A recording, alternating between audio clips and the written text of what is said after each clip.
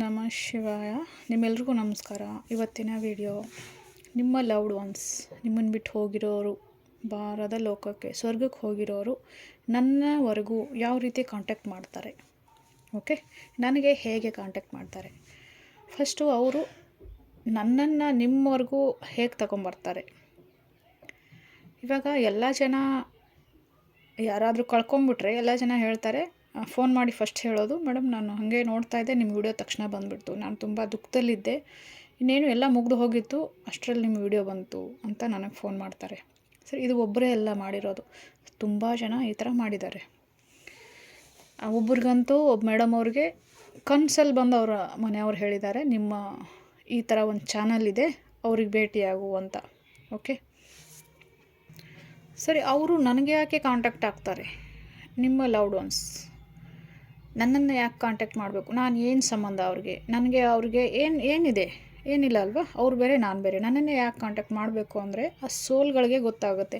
ಸರಿ, ನಾನು ಇನ್ನೂ ಇದ್ದೀನಿ ಅನ್ನೋದು ಯಾರಿಗೆ ಗೊತ್ತಿದೆ? ಅವ್ರಿಗೆ ಅದು ಸೋಲ್ಗೆ ಗೊತ್ತಾಗ್ಬಿಡುತ್ತೆ. ಹಾಂ, ಇವರು ಸೋಲ್ಗಳ ಜೊತೆ ಕಾಂಟ್ಯಾಕ್ಟ್ ಆಗ್ತಾರೆ, ನಾವಿದ್ದೀವಿ ಅಂತ ನಮ್ಮ ಮನೆಯವ್ರಿಗೆ ತಿಳಿಸ್ಕೊಡ್ತಾರೆ ಅಂತ ಹೇಳಿಬಿಟ್ಟು ಅವ್ರೇನು ಮಾಡ್ತಾರೆ, ನನ್ನ ಮುಖಾಂತರ ನನ್ನನ್ನು ನೀವು ಕಾಂಟ್ಯಾಕ್ಟ್ ಮಾಡೋ ಥರ ಮಾಡ್ತಾರೆ. ಓಕೆ, ಆ ವಿಡಿಯೋನ ಕಳಿಸೋದಾಗಲಿ ಯಾವ ರೀತಿನಾದರೂ ಬಂದು ನಿಮಗೆ ಸಿಗುತ್ತೆ. ಇವಾಗ ನೀವು ಸರ್ಚ್ ಮಾಡಿದ್ರೂ ಕೂಡ ಅದರಲ್ಲಿ ನನ್ನ ವಿಡಿಯೋ ಬರುತ್ತೆ. ಯಾಕಂದರೆ ನಾನು ಮಾಡೋದೇ ಲೈಫ್ ಆಫ್ಟರ್ ಡೆತ್, ಸತ್ತ ಮೇಲೆ ಅವರೆಲ್ಲಿ ಹೋಗ್ತಾರೆ, ಇರುತ್ತಾ, ಸೋಲ್ ಇರುತ್ತಾ ಇಲ್ವಾ, ಈ ಥರನೇ ನಾನು ಹೇಳ್ತಾ ಇರ್ತೀನಲ್ಲ, ಇದು ನಿಮ್ಮ ಹತ್ರ ಬರ್ಬೋದು. ಓಕೆ, ಆದರೆ ಸದ್ಯಕ್ಕೆ ನೀವು ತುಂಬ ದುಃಖದಲ್ಲಿದ್ದಾಗ ತಕ್ಷಣ ಆ ವಿಡಿಯೋ ಬರುತ್ತಲ್ಲ, ಆಗ ನಿಮ್ಮ ಮನೆಯವರೇ ಖುದ್ದಾಗಿ ಆ ವಿಡಿಯೋನ ನಿಮ್ಮ ಹತ್ರ ಕಳಿಸಿರ್ತಾರೆ. ಯಾಕಂದರೆ ಫೋನ್ಗಳಲ್ಲಿ ಲೈಟ್, ಮಿಕ್ಸಿ ಈ ಥರ ತುಂಬ ಚೆನ್ನಾಗಿ ಅಲ್ಲಿ ಕೆಲಸ ಮಾಡುತ್ತೆ ಸೋಲ್. ಫೋನ್ಗಳನ್ನು ನೀವೇನಾದರೂ ಅಳಬೇಕಂದ್ರೆ ಮೆಸೇಜ್ ಪಾಸ್ ಮಾಡ್ತಾರೆ, ಯಾರ್ದಾದ್ರೂ ಫೋನ್ ಮಾಡೋ ಥರ ಮಾಡ್ತಾರೆ. ಫೋನಲ್ಲಿ ತುಂಬ ಚೆನ್ನಾಗಿ ಕೆಲಸ ಮಾಡುತ್ತೆ ಸೋಲ್. ಅದೇ ರೀತಿ ವಿಡಿಯೋ ಕೂಡ ನಿಮ್ಮ ಹತ್ರ ಬರೋ ಥರ ಮಾಡ್ತಾರೆ. ಓಕೆ, ನಿಮ್ಮ ಲವ್ಡ್ ಒನ್ಸ್. ಯಾಕಂದರೆ ಅವರು ಇರೋದು, ತಿಳಿಸ್ಕೊಡೋದು ಯಾರು? ನಾನು. ಓಕೆ, ನಂತರ ತುಂಬ ಜನ ತಿಳಿಸ್ಕೊಡ್ಬೋದು. ಹಾಂ, ಇಂಥ ಸೋಲ್ಗಳ ಜೊತೆ ಕಾಂಟ್ಯಾಕ್ಟ್ ಆಗೋರನ್ನ ಭೇಟಿ ಮಾಡೋದು ಆ ಸೋಲ್ಗಳಿಗೆ ಗೊತ್ತಿರುತ್ತೆ, ಅದಕ್ಕೋಸ್ಕರ ಅವರು ಭೇಟಿ ಮಾಡ್ತಾರೆ ಅಲ್ವಾ? ಇವಾಗ ನೀವು ಯಾರಾದರೂ ಅವ್ರ ಮನೆಯವ್ರನ್ನ ಕಳ್ಕೊಂಡಾಗ ನನ್ನ ವಿಡಿಯೋ ಮುಖಾಂತರ ನನ್ನ ನಂಬರ್ಗೆ ಫೋನ್ ಮಾಡಿದಾಗ, ಅವರು ಜೋರಾಗಿ ಅಳೋದಕ್ಕೆ ಶುರು ಮಾಡಿದಾಗ ನಾನು ಹೇಳ್ತೀನಿ ಅಳಬೇಡಿ ಅಂತ ಹೇಳ್ತೀನಿ, ಆದರೂ ಅಳೋದಕ್ಕೆ ಶುರು ಮಾಡ್ತಾರೆ. ಆಗ ಆ ಮನೆಯ ಒಂದು ಸೋಲ್ ನನ್ನ ಅಕ್ಕಪಕ್ಕ ಸುಳಿದಾಡೋದಕ್ಕೆ ಶುರು ಮಾಡುತ್ತೆ. ಓಕೆ, ಅದು ನಮಗೆ ಹೇಗೆ ಗೊತ್ತಾಗುತ್ತೆ? ಅದು ಹೇಳ್ತಾ ಇರುತ್ತೆ ಆ ಸೋಲ್, ನಾನಿದ್ದೀನಲ್ವಾ, ನಾನಿದ್ದೀನಿ, ಹೇಳಿ ಅವ್ರಿಗೆ ಅಳಬೇಡ ಅಂತ ಹೇಳಿ ಅಂತ ಹೇಳ್ತಾ ಇರುತ್ತೆ, ನಮಗೆ ಹೇಳ್ತಾ ಇರುತ್ತೆ ಅದು. ಆದರೆ ಆ ಸಿಗ್ನಲ್ಗಳೇನು ಅಂತ ಅದು ನಮಗೆ ಮಾತ್ರ ಗೊತ್ತು. ಅವ್ರಿಗೆ ಹೇಳ್ತೀವಿ, ಇವಾಗ ಅವ್ರು ಜಸ್ಟ್ ನಿಮ್ಮ ಹತ್ರ ಇದ್ದಾರೆ, ನೀವು ಅಳಬೇಡಿ ಅಂತ ಹೇಳಿದಾಗ, ಹೇಗೆ ಮೇಡಮ್, ಹೇಗೆ ನಮ್ಮ ಹತ್ರ ಇದ್ದಾರೆ ಅವರು ಅಂತ ಹೇಳ್ತಾರೆ. ಯಾಕಂದರೆ ಜಸ್ಟ್ ಅವ್ರ ಕಡೆ, ಅವ್ರು ಇರೋ ಸ್ಥಳದಲ್ಲಿ ಒಂದು ನಾಯಿ ಬೊಗಳೋಕೆ ಶುರು ಮಾಡುತ್ತೆ, ಅಥವಾ ನಾಯಿ ಇರೋ ಕಡೆ ನಾಯಿ ಬೊಗಳೋಕೆ ಶುರು ಮಾಡಿದ್ರೆ ಆ ಸೋಲ್ ನನ್ನ ಹತ್ರ ಇರುತ್ತೆ, ಅವ್ರನ್ನ ಹೇಳಿ, ನಮ್ಮ ಮನೆಯವ್ರಿಗೆ ಹೇಳಿ ಅಂತ ಹೇಳ್ತಾ ಇರುತ್ತೆ. ಇಲ್ಲ ಅಂದರೆ ಅವ್ರು ಇರೋ ಕಡೆನೇ ನಾಯಿ ಬೊಗಳೋದಕ್ಕೆ ಶುರು ಮಾಡುತ್ತೆ. ನಾಯಿ ಯಾಕೆ ಬೊಗಳುತ್ತೆ? ನಾಯಿಗೆ ಆ ಸೋಲ್ ಪರಿಚಯ ಇರಲ್ಲ. ಆ ಸೋಲ್ ಏನು ಮಾಡುತ್ತೆ, ನಾಯಿ ಮುಂದೆ ಹೋಗಿ ನಿಂತ್ಕೊಳ್ಳುತ್ತೆ. ಆಟೋಮೆಟಿಕ್ಕಾಗಿ ಪರಿಚಯ ಇಲ್ಲದಿರೋ ಮನುಷ್ಯ ಹೋಗಿ ನಿಂತ್ಕೊಂಡ್ರೆ, ಜೀವಂತ ಮನುಷ್ಯ ಹೋಗಿ ನಿಂತ್ಕೊಂಡ್ರೆ ನಾಯಿ ಮಾತ್ರ ಬೊಗಳುತ್ತೆ. ಯಾಕಂದರೆ ನಾಯಿಗೆ ಸೋಲ್ಗಳು ಕಾಣಿಸ್ತವೆ. ಓಕೆ, ಆತ್ಮಗಳು ನಾಯಿ ಕಣ್ಣಿಗೆ ಕಾಣಿಸುತ್ತೆ. ಅದಕ್ಕೆ ಆ ನಾಯಿಗೆ ಜೋರಾಗಿ ಬೊಗಳ್ಬೇಕು ಅಂತ ಆ ಸೋಲ್ ಖುದ್ದಾಗಿ ಆ ಕೆಲಸ ಮಾಡುತ್ತೆ. ನಾಯಿ ನನಗೆ ಬೊಗಳಿದ್ರೆ ಅದು ಒಂದು ಸಿಗ್ನಲ್ ಅಲ್ವಾ? ಇವಾಗ ನನಗೆ ಗೊತ್ತಿದೆ, ನಾಯಿ ಬೊಗಳಿದ್ರೆ ಸೋಲ್ ಕಾಣಿಸ್ತಾ ಇರುತ್ತೆ ಆ ಕಣ್ಣಿಗೆ, ನಾಯಿ ಕಣ್ಣಿಗೆ, ಅದು ಬೊಗಳೋ ಶುರು ಮಾಡುತ್ತೆ. ಎಲ್ಲೇ ಇರಲಿ, ಅದು ನಾಯಿ ಬೊಗಳೋ ಶಬ್ದ ನಮಗೆ ಬಂತು ಅಂದರೆ ಅಳೋದನ್ನು ಸ್ಟಾಪ್ ಮಾಡಿಬಿಡಬೇಕು. ಇನ್ನೊಂದು, ಆ ನಾಯಿಯ ಮಾಲೀಕ ಏನಾದರೂ ಸತ್ತೋಗಿದ್ರೆ, ಆ ಮಾಲೀಕ ಬಂದು ಆ ನಾಯಿ ಮುಂದೆ ನಿಂತ್ಕೊಂಡ್ರೆ ನಾಯಿ ಆ ಸೋಲ್ ಜೊತೆ ಆಟ ಆಡೋದಕ್ಕೆ ಶುರು ಮಾಡುತ್ತೆ, ಬೊಗಳಲ್ಲ. ಓಕೆ, ಅದು ಸುಮ್ಮನೆ ಆಟ ಆಡ್ತಾಯಿದ್ರೆ ಅದನ್ನು ತಿಳ್ಕೊಳ್ಳಿ, ಯಾವುದೋ ಒಂದು ಮನುಷ್ಯನ ಜೊತೆ ಆಟ ಆಡ್ತಾ ಇರೋ ಥರ ಮಾಡ್ತಾ ಇರುತ್ತೆ. ಆದರೆ ಮುಂದೆ ಯಾರೂ ಕಾಣಿಸಲ್ಲ ನಿಮಗೆ, ಆದರೆ ಆ ನಾಯಿಯ ಮಾಲೀಕನ ಜೊತೆ ಅದು ಆಟ ಆಡ್ತಾ ಇರುತ್ತೆ. ಹಾಗೆಯೇ ನೀವು ಯಾರಾದರೂ ಅಳಬೇಕಾದ್ರೆ, ಎಲ್ಲಾದರೂ ನಾಯಿ ಬೊಗಳೋದು ಶುರು ಮಾಡಿದ್ರೆ ನೀವು ಸ್ಟಾಪ್ ಮಾಡಿ. ನಿಮ್ಮ ಮನೆಯವ್ರು ಹೇಳ್ತಾ ಇದ್ದಾರೆ, ಅಳಬೇಡಿ, ನಾನು ಹತ್ರನೇ ಇದ್ದೀನಿ, ನಿಮ್ಮ ಹತ್ರನೇ ಇದ್ದೀನಿ ಅಂತ ಹೇಳ್ತಾ ಇರ್ತಾರೆ. ಓಕೆ, ಮತ್ತು ಇನ್ನೂ ತುಂಬ ಸಿಗ್ನಲ್ಗಳಿವೆ. ಓಕೆ, ಯಾರಾದರೂ ಫೋನ್ ಮಾಡಿಬಿಟ್ಟು ನನಗೆ ಅಳೋದಕ್ಕೆ ಶುರು ಮಾಡಿದ್ರೆ ನನ್ನ ಮೈಯಲ್ಲಿ ಗೂಸ್ ಬಂಪ್ಸ್ ಬರೋದಕ್ಕೆ ಶುರು ಮಾಡುತ್ತೆ. ಆಮೇಲೆ ನನ್ನ ಬಾಡಿನಲ್ಲಿ ವೈಬ್ರೇಷನ್ ಆಗೋದಕ್ಕೆ ಶುರು ಮಾಡುತ್ತೆ. ಆಮೇಲೆ ನನ್ನ ಕಿವಿನಲ್ಲಿ ಶಬ್ದ ಬರೋದಕ್ಕೆ ಶುರು ಮಾಡುತ್ತೆ. ಈ ಥರ ತುಂಬ ಸಿಗ್ನಲ್ಗಳಿದೆ. ಅದು ನಮಗೆ ಮಾತ್ರ ಗೊತ್ತಾಗುತ್ತೆ ಸೋಲ್ ನಮ್ಮ ಅಕ್ಕಪಕ್ಕ ಇದ್ದಾಗ ಏನೇನು ಆಗುತ್ತೆ.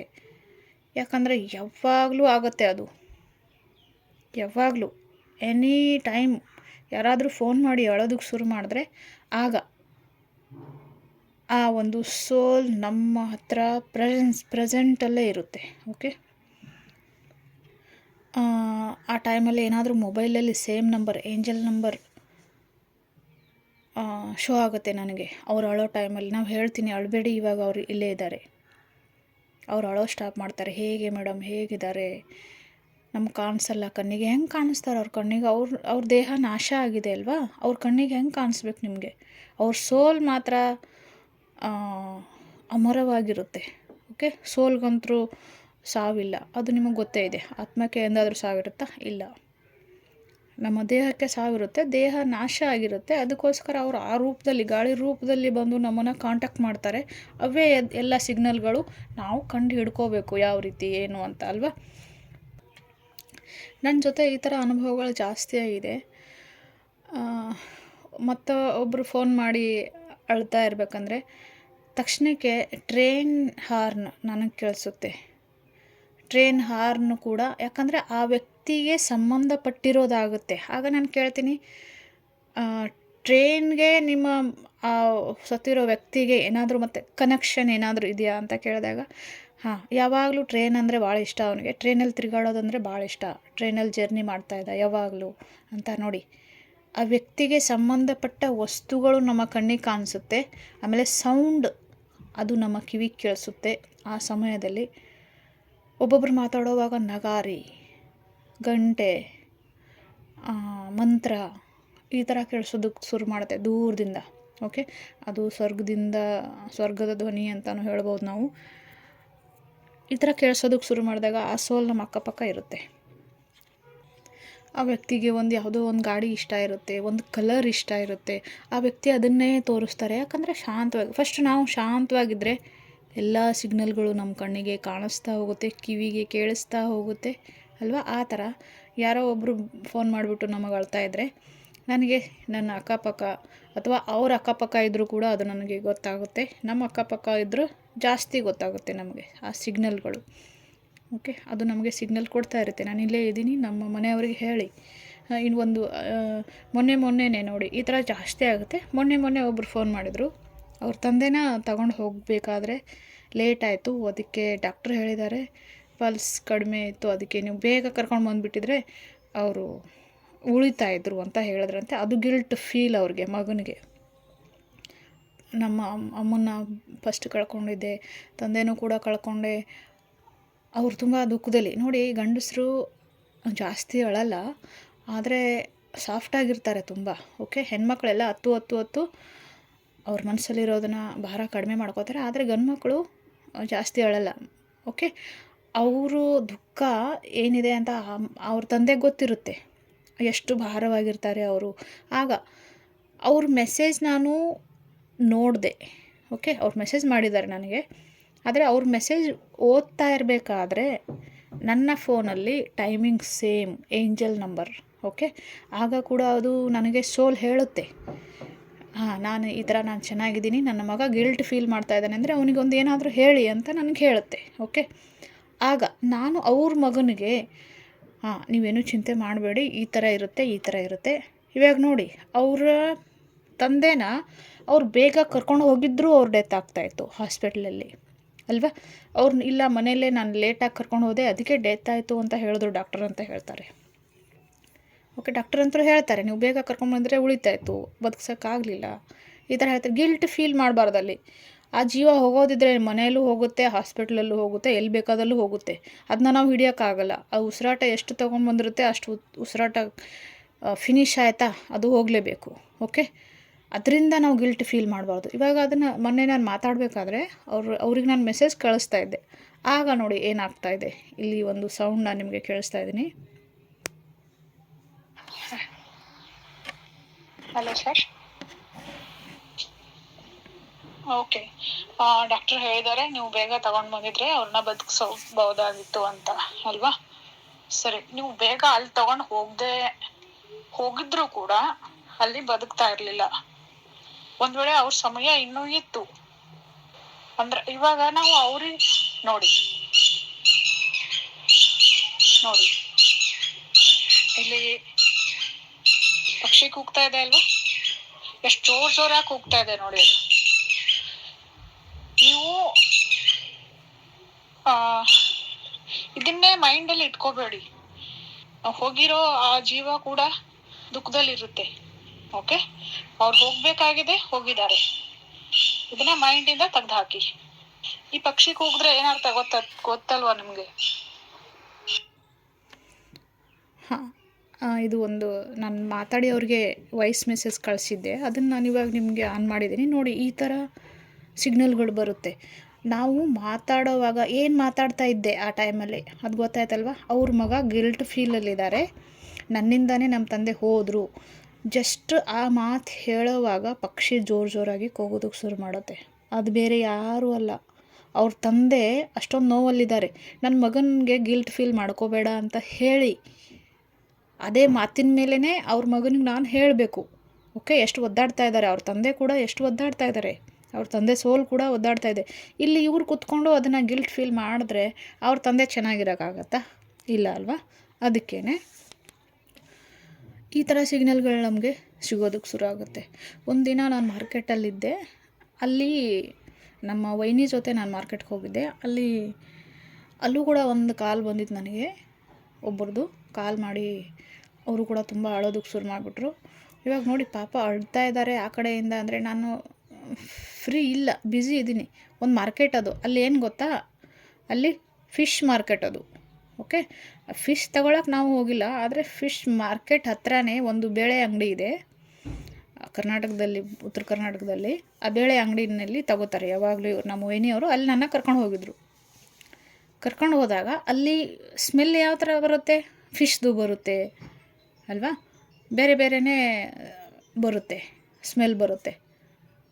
ಆದರೆ ಅವ್ರು ಅಳೋವಾಗ, ಅವ್ರು ಫೋನ್ ಮಾಡಿ ಅಳ್ತಾ ಇರಬೇಕಾದ್ರೆ ಅವ್ರಿಗೆ ನಾನು ಸಮಾಧಾನ ಮಾಡ್ತಾ ಇರಬೇಕಂದ್ರೆ ನನ್ನ ಮೂಗಿಗೆ ಸುಗಂಧವಾದ ಪರಿಮಳ ಬರೋದಕ್ಕೆ ಶುರು ಆಯಿತು. ಅದು ಹೀಗೆ ಹಾಯ್ದು ಹೋಗ್ತಾ ಇದೆ, ಆ ಕಡೆಯಿಂದ ಈ ಕಡೆ, ಈ ಕಡೆಯಿಂದ ಆ ಕಡೆ. ನಾನು ಆ ಕಡೆ ತಿರುಗಾಡ್ತೀನಿ, ಆ ಕಡೆ ಬರ್ತಾನೆ ಇದೆ. ಅಲ್ಲಿ ಏನು ಅಷ್ಟೊಂದು ಸುಗಂಧವಾದ ಪರಿಮಳ, ಏನು ಸೆಂಟ್ ಹಾಕಿರಲಿಲ್ಲ, ಅಲ್ಲಿ ಏನು ಉದ್ದಿನ ಕಡ್ಡಿ ಊದುಬತ್ತಿ ಏನೂ ಹಚ್ಚಿರಲಿಲ್ಲ ಮಾರ್ಕೆಟಲ್ಲಿ.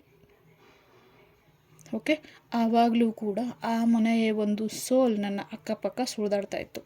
ಯಾಕಂದರೆ ನಾನು ಸಮಾಧಾನ ಮಾಡ್ತಾ ಇರ್ತೀನಿ ಅವರಿಗೆ, ಅದು ಖುಷಿ ಆ ಸೋಲ್ಗೆ. ನಾನು ಏನಿದೆ ಅದನ್ನು ಇರೋದನ್ನು ಹೇಳ್ತಾ ಇದ್ದೀನಿ. ಆಗ ಸೋಲ್ಗೆ ಒಂಥರ ಹಬ್ಬ, ನನ್ನ ಮನೆಯವ್ರಿಗೆ ಯಾರಾದರೂ ಒಬ್ಬರಾದರೂ ಇದ್ದಾರಲ್ಲ ನಾನಿದ್ದೀನಿ ಅಂತ ಹೇಳೋದಕ್ಕೆ, ನನ್ನ ಮನೆಯವ್ರ ದುಃಖನ ಕಡಿಮೆ ಮಾಡೋದಕ್ಕೆ ಯಾರಾದರೂ ಒಬ್ಬರು ಇದ್ದಾರಲ್ಲಪ್ಪ ಅಂತ ಆ ಸೋಲ್ ನನಗೆ ನನ್ನ ಹತ್ರ ಬಂದು ಒಂದೊಂದಾಗಿ ಸಿಗ್ನಲ್ ಕೊಡೋದಕ್ಕೆ ಶುರು ಮಾಡುತ್ತೆ. ಓಕೆ, ಇವಾಗ ನಾನು ತಿಳ್ಕೊತೀನಿ ಸೋಲ್. ಇವಾಗ ನಾವು ಒಬ್ಬೊಬ್ಬರ ಮನೆಯಾಗ ಹೋಗಿರ್ತೀನಲ್ಲ, ಅಲ್ಲೂ ಕೂಡ ನೆಗೆಟಿವ್ ಎನರ್ಜಿ ಇದೆಯಾ, ಪಾಸಿಟಿವ್ ಎನರ್ಜಿ ಇದೆಯಾ ಅಂತ ನನಗೆ ಗೊತ್ತಾಗ್ಬಿಡುತ್ತೆ. ಯಾರಾದರೂ ಮನೇಲಿ ಹೋಗ್ಬಿಟ್ರೆ ಆ ಮನೇಲಿ ಪ್ರೇತ ಭೂತ ಇದೆಯಾ ಅಂತ ನಮಗೆ ಗೊತ್ತಾಗ್ಬಿಡುತ್ತೆ.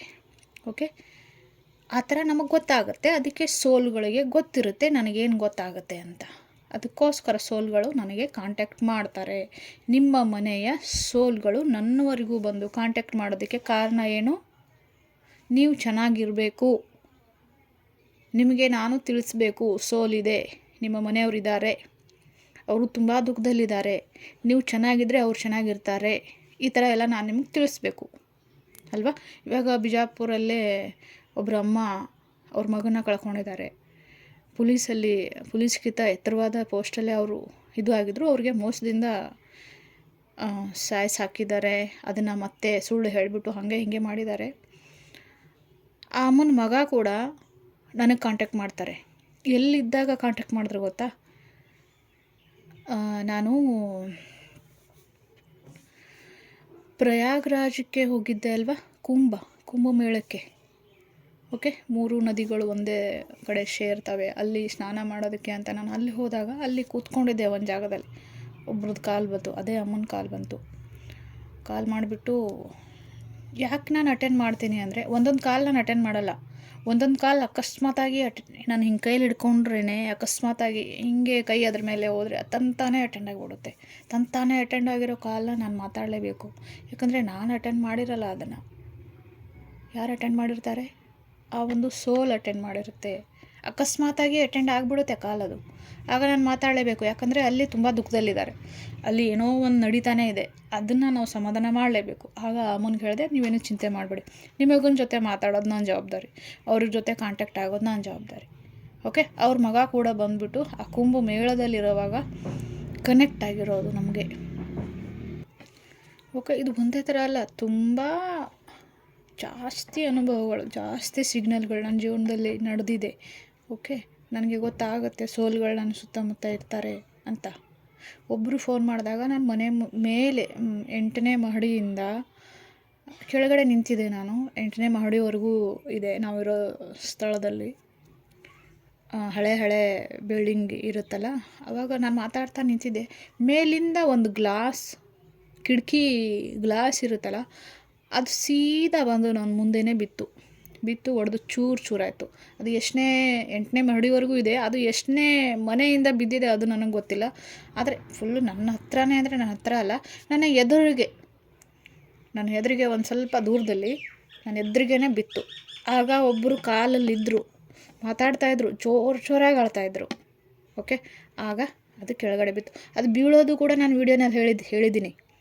ಬೀಳೋದು ಅಂದರೂ ಕೂಡ ಅಲ್ಲಿ ಮಾಡಬಾರ್ದು ಕೆಲಸನ. ನಾವೇನು ಅಂದ್ಕೊಂಡಿರ್ತೀವಿ ಮನಸ್ಸಲ್ಲಿ, ಏನೇ ಒಂದು ಮನಸ್ಸಲ್ಲಿ ಅಂದ್ಕೊಂಡ್ರೆ ಏನಾದರೂ ವಸ್ತು ಬಿದ್ದರೆ ಆ ಕೆಲಸ ಸ್ಟಾಪ್ ಮಾಡಬೇಕು. ಇವಾಗ ಅಳ್ತಾ ಇದ್ದಾರೆ, ಆ ಅಳೋದನ್ನು ಸ್ಟಾಪ್ ಮಾಡಬೇಕು. ಓಕೆ.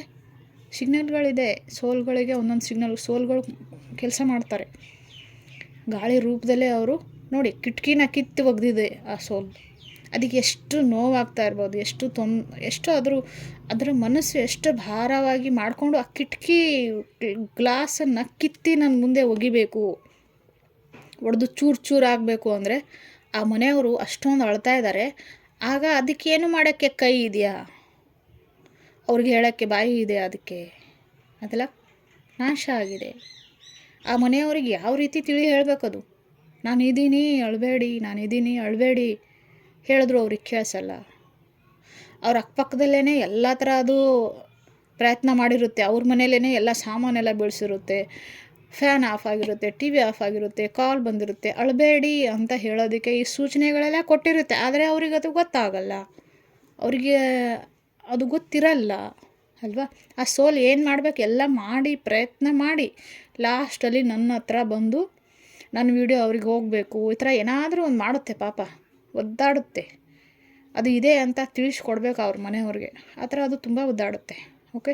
ನೋಡಿ, ಅವ್ರು ಅಷ್ಟೊಂದು ಅಳ್ತಾ ಇರಬೇಕಂದ್ರೆ ಗ್ಲಾಸ್ ಮೇಲಿಂದ ಗ್ಲಾಸನ್ನು ಎಷ್ಟು ನೋವಿಂದ ಅದು ಕಿತ್ತು ಒಗೆಯುತ್ತೆ ಅಲ್ವಾ? ಒಂದು ನಾಯಿನ ಬಗಳಿಸ್ಬೇಕಂದ್ರೆ ಆ ನಾಯಿ ಮುಂದೆ ಹೋಗಿ ಏನೆಲ್ಲ ಮಾಡಿರುತ್ತೆ ಅದು. ಆ ನಾಯಿಗೆ ಹಿಂಗೆ ಹೊಡೆಯೋ ಥರ ಮಾಡಿರ್ಬೋದು. ಅದ್ರ ಸುಮ್ಮನೆ ಹೋಗಿ ನಿಂತರೆ ಒಂದೊಂದು ನಾಯಿ ಬಗಳಲ್ಲ. ನಾಯಿ ಬಗಳ್ಬೇಕು ಅಂದರೆ ಅದ್ರ ಮುಂದೆ ಏನಾದರೂ ಆ್ಯಕ್ಷನ್ ಮಾಡಬೇಕು ಆ ಸೋಲ್ ಅಲ್ವಾ? ನಾಯಿ ಬಗಳೋ ಥರ ಅದು ಮಾಡಬೇಕು. ಅದನ್ನು ಮಾಡೋದಕ್ಕೆ ಎಷ್ಟು ಕಷ್ಟಪಡುತ್ತೆ. ಓಕೆ. ಒಂದು ಪಕ್ಷಿ ಕೂಗಬೇಕಂದ್ರೂ ಆ ಪಕ್ಷಿ ಸೋಲಲ್ಲಿ ಹೋಗಿ ಎಂಟರ್ ಆಗಿ ಆ ಪಕ್ಷಿನ ಕೂಗೋ ಥರ ಮಾಡೋದು, ಅದಕ್ಕೆ ಎಷ್ಟು ಕಷ್ಟ ಆಗುತ್ತೆ. ಇಷ್ಟೆಲ್ಲ ಮಾಡಬೇಕಲ್ವಾ ಸೋಲ್. ಅದಕ್ಕೆ ತಿಳ್ಕೊಳ್ಳಿ, ನಿಮ್ಮನ್ನು ಬಿಟ್ಟು ಹೋಗಿರೋರು ನಿಮ್ಮ ಅಕ್ಕಪಕ್ಕದಲ್ಲೇ ಇದ್ದಾರೆ. ಅವ್ರ ಯಾತ್ರೆಗೆ ಅಡ್ಡಿ ಮಾಡಬೇಡಿ, ಅಳಬೇಡಿ. ನೀವು ಬಂದಿರೋದು ಒಬ್ಬರೇ, ಹೋಗೋದು ಒಬ್ಬರೇ. ಇಲ್ಲಿ ಬಂದು ನಮಗೆ ಸಂಬಂಧಗಳು ಬಂದಿರುತ್ತೆ. ಎಷ್ಟು ದಿನ ಅವ್ರು ಬರಬೇಕು, ಎಷ್ಟು ದಿನ ಅವ್ರು ಪಾಠ ಕಲಿಬೇಕು, ಪಾಠ ಕಲಿತವ್ರು ಹೋಗಬೇಕು, ಅವ್ರು ಹೋಗ್ತಾರೆ. ನೀವು ನಿಮ್ಮ ಪಾಠನ ನೀವು ಮುಂದುವರ್ಸಿ, ನೀವು ಹೋಗಿ. ಒಂದು ಪ್ರೀತಿ ಇರಬೇಕು, ಸ್ವಾರ್ಥ ಇರಬಾರ್ದು, ಪ್ರೇಮ ಇರಬೇಕು. ಹೋದ್ರೆ ಸ್ವತಂತ್ರವಾಗಿ ಹೋಗಲಿ, ಅವ್ರಿಗೆ ಒಳ್ಳೆಯದಾಗಲಿ ಅಂತ ಪ್ರಾರ್ಥಿಸಿ. ಅದನ್ನು ಬಿಟ್ಟು ನೀನು ಹೆಂಗೆ ಹೋದೆ ನನಗೆ ಬೇಕು. ಸ್ವಾರ್ಥಿಗಳಾಗಬಾರ್ದು. ಓಕೆ. ಅವರನ್ನು ಬಿಟ್ಟುಬಿಡಬೇಕು. ಅವರು ಚೆನ್ನಾಗಿರಬೇಕು ಅಂದರೆ ಅವ್ರನ್ನ ಬಿಡಿ ಅಂದರೆ ಪೂರ್ತಿಯಾಗಿ ಬಿಡೋಕ್ಕೆ ಹೇಳ್ತಾ ಇಲ್ಲ ನಿಮಗೆ. ಪ್ರೇಮ ಮಾಡಿ, ಅವರಿಗೆ ಪ್ರೇಮಿಸಿ, ಪ್ರೀತಿ ಮಾಡಿ. ಸ್ವಾರ್ಥದ ಪ್ರೀತಿ ಬೇಡ. ಓಕೆ. ಸರಿ. ನಿಮಗೆ ಏನೇ ಪ್ರಾಬ್ಲಮ್ ಇದ್ದರೂ ನಮಗೆ ಕಾಂಟ್ಯಾಕ್ಟ್ ಮಾಡಿ. ಯಾವುದೇ ಕ್ಲಾಸ್ ಅಟೆಂಡ್ ಮಾಡಬೇಕು ಅಂದರೂ ನೀವು ನಮಗೆ ಕಾಂಟ್ಯಾಕ್ಟ್ ಮಾಡಿ. ಅವರ reading workshop, angel workshop, 7 chakras, activation ಮಾಡ್ಕೋಬೇಕು. ಆಮೇಲೆ ಫೇಸ್ ರೀಡಿಂಗ್ ಮಾಡ್ಕೋಬೇಕಂದ್ರೆ ನಮಗೆ ಕಾಂಟ್ಯಾಕ್ಟ್ ಮಾಡಿ. Fast life therapist fast life ಕ್ಲಾಸ್ಗೆ ಜಾಯ್ನ್ ಆಗಬೇಕು ಅಂದರೆ ನಮಗೆ ಕಾಂಟ್ಯಾಕ್ಟ್ ಮಾಡಿ. ಆಮೇಲೆ ನಿಮ್ಮ ಮನೇಲಿ ಏನಾದರೂ ಪ್ರಾಬ್ಲಮ್ಸ್ಗಳಿದ್ದರೂ ಕೂಡ ನಮಗೆ ಕಾಂಟ್ಯಾಕ್ಟ್ ಮಾಡ್ಬೋದು, ಡಿಸ್ಕಸ್ ಮಾಡ್ಬೋದು ಅದ್ರ ಬಗ್ಗೆ. ಆಮೇಲೆ ನಿಮ್ಮನ್ನು ಬಿಟ್ಟು ಹೋಗಿರೋರು ಅವ್ರ ಜೊತೆ ಕಾಂಟ್ಯಾಕ್ಟ್ ಮಾಡಬೇಕು ಅಂದರೆ ನಮಗೆ ಕಾಂಟ್ಯಾಕ್ಟ್ ಮಾಡಿ. ಆ್ಯಂಡ್ ನಿಮ್ಮ ಏಂಜಲ್ಗಳು ಯಾರು, ನಿಮ್ಮ ಸ್ಪಿರಿಟ್ ಗೈಡ್ ಯಾರು, ಈ ಥರ ತಿಳ್ಕೊಬೇಕು, ನಿಮ್ಮ ದೇವ್ರಿಗೆ ಕಾಂಟ್ಯಾಕ್ಟ್ ಆಗಬೇಕು, ಈ ಥರ ತಿಳ್ಕೊಬೇಕು ಅಂದರೆ ನಮಗೆ ಕಾಂಟ್ಯಾಕ್ಟ್ ಮಾಡಿ. ಆಮೇಲೆ ಯಾರಾದರೂ ನಿಮಗೆ ಮಾಟ ಮಂತ್ರ ಮಾಡಿದ್ದಾರೆ ಆವಾಗಲೂ ನೀವು ನಮ್ಮನ್ನು ಸಂಪರ್ಕಿಸ್ಬೋದು. ಮನೇಲಿ ಏನೇ ಪ್ರಾಬ್ಲಮ್ ನಡೀತಿದೆ, ಮಕ್ಕಳಾಗ್ತಾಯಿಲ್ಲ, ಮದುವೆ ಆಗ್ತಾಯಿಲ್ಲ, ಆ್ಯಂಡ್ ಕುಡಿತಾ ಇದ್ದಾರೆ, ಯಾವುದೇ ಸಮಸ್ಯೆಗೆ, ಏನಾದರೂ ವಸ್ತು ಕಳೆದು ಹೋಗಿದೆ, ಓಕೆ, ಮಕ್ಕಳು ಮಾತು ಕೇಳ್ತಾ ಇಲ್ಲ, ಈ ಥರ ಏನೇ ಸಮಸ್ಯೆ ಇದ್ದರೂ ನಮಗೆ ಕಾಂಟ್ಯಾಕ್ಟ್ ಮಾಡ್ಬೋದು. ಓಕೆ, ಸರಿ. ಆ ಶಿವನ ಆಶೀರ್ವಾದ ನಿಮ್ಮೆಲ್ಲರ ಮೇಲಿರಲಿ. ನಿಮ್ಮೆಲ್ಲರ ದುಃಖವನ್ನು ದೂರ ಮಾಡಿಕೊಳ್ಳೋ ಶಕ್ತಿ ಕೊಡಲಿ ಅಂತ ಪರಮೇಶ್ವರನ ಹತ್ರ ಪ್ರಾರ್ಥನೆ ಮಾಡ್ಕೋತೀನಿ. ನಮಸ್ಕಾರ ಫ್ರೆಂಡ್ಸ್, ಥ್ಯಾಂಕ್ ಯು.